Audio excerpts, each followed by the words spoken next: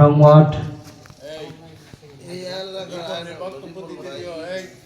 8 নং ওয়ার্ডের নেতৃবৃন্দ সবাইকে আমার ব্যক্তিগত পক্ষ থেকে এবং আমার প্রাণপ্রিয় সংগঠন বাংলাদেশ জাতীয়তাবাদী ছাত্রদল নালিউনন শাখার পক্ষ থেকে জানাই সংগ্রামী শুভেচ্ছা অভিনন্দন। আপনারা সবাই কেমন আছেন? আপনারা সবাই কেমন আছেন? আশা করি স্বৈরাচার মুক্ত একটি বাংলাদেশে আপনারা সবাই ভালো আছেন। তো আমরা সবাই দীর্ঘদিন ভোট দিতে পারি নাই, নাকি না ভুল বললাম? দিনের ভোট রাতে হয়েছে না স্বৈরাচার শাসন আমলে? আমরা দীর্ঘদিন ভোট দিতে পারি নাই। তো আগামীতে ফেব্রুয়ারির 12 তারিখে একটি সুষ্ঠু ও শান্তিপূর্ণ একটা নির্বাচন হবে।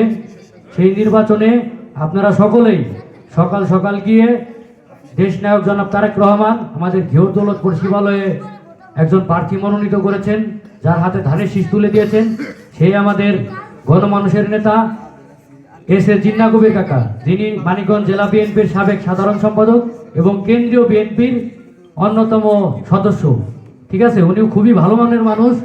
উনি যদি এমপি হতে পারে আমাদের নালিউননের চেহারা অটোমেটিক পরিবর্তন হয়ে যাবে।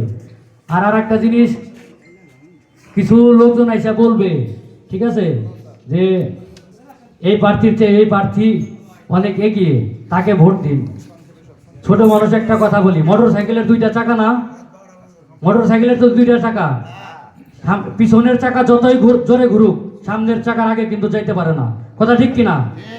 পিছনের চাকা যতই জোরে ঘুরুক সামনের চাকার আগে যাইতে পারে? ধানের শীষ ধানের শীষই, কথাটা মনে রাখবেন। ধানের শীষের চারদিকে যে জোয়ার উঠেছে, 12 তারিখে ধানের শীষের বিজয় কেউ ঠেকাইতে পারবে না ইনশাল্লাহ।